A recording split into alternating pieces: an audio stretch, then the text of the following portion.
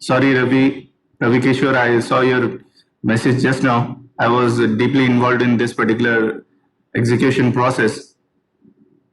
I could not record it at that moment. So no issue. There were around 55 students present. These 55 can pass on the message to remaining students.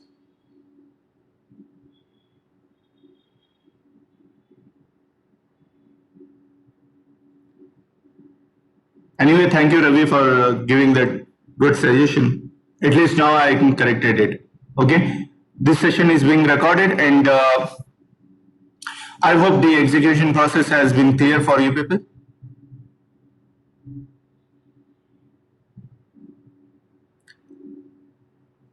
Yes, sir. Okay, good. Thank you. So let us get back to our slides and try to go through them. Till yesterday, we have seen a lot of things with regard to classes, objects, and then this pointer. In the morning session also, we revised back this pointer. And now, yesterday we have seen method overloading also. The concept of method overloading was if you want to use the same function name for multiple function definitions which are very similar in its actions, then you will use method overloading concept. The simple part is, in case of method overloading,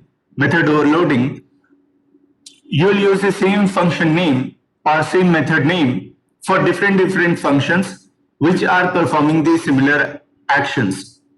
But if you keep the exact same function name along with the exact same parameter list, then the compiler will get confused up. To just make the compiler get aware that the parameter list is different here, making the distinction among the similar named functions, will make use of a different list of parameters. The difference in the list of parameters may be the difference with regard to the sequence in which those parameters are appearing, or it may be with regard to the number of parameters that are there in that particular function. But do remember, in the case of method overloading, there are three parts in the method definition, right? First one is the method name, second is the parameter list, third one is the return type of the value which is being returned. Third is the type of value which is being returned back to the caller. Method overloading is irrelevant, or it doesn't depend on the return type. So for example, if there is a function f without taking any parameters, okay, can I create one more function f without taking any parameters? No, because these two will become same. I need to make a change in the parameter list, damn surely. Suppose if I make only the return type changed, int f without any parameters, void f without any parameters, can it be said as a method overloading?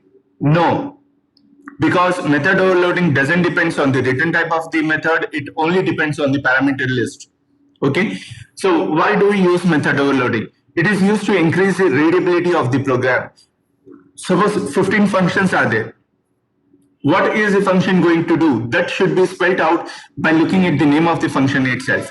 So if we are keeping f1, f2, f3, so on, then what is the f1 doing? What is the f3 doing? What is the f15 doing? That becomes a confusion point for us. But suppose summation is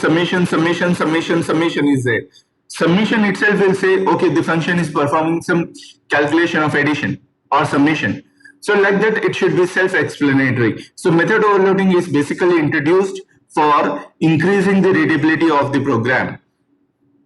And do remember, method overloading is performed within the class. Method overloading is performed within a class. So if you have class A with function f, and if you have class B in function with function f, then this is not called as function overloading. If within the class A, if you have function f and function f again with a different parameter list, then these two function f are called as method overloaded functions. Then in case of method overloading, parameter list of parameters should differ, and it is compile time polymorphism. It is compile time polymorphism. Which method is to be linked up, which should be executed, will be determined at the time of compilation itself. Return type can be same or different. It is irrelevant of return type. There is another concept called as method overriding. Method overriding means, as I said, there is a class A with function f, there is a class B with function f. This concept will be called as method overloading if class B inherits the qualities of class A. So there is a superclass, there is a subclass, and in the superclass there is some function f, and in this subclass there is a function f. Then this function f is called as overridden function. Then this function f is called as overridden function, or the concept is called as method overriding. Method overriding is provided to provides the specific implementation of which have already been defined in the superclass. If you want to make a specification for that specialized version in the subclass for the already defined functions in the main superclass, then you will go for method overriding. It can appear in two classes or more than two classes also. The parameters list over in method overriding should be same. Okay, here is the difference between these two.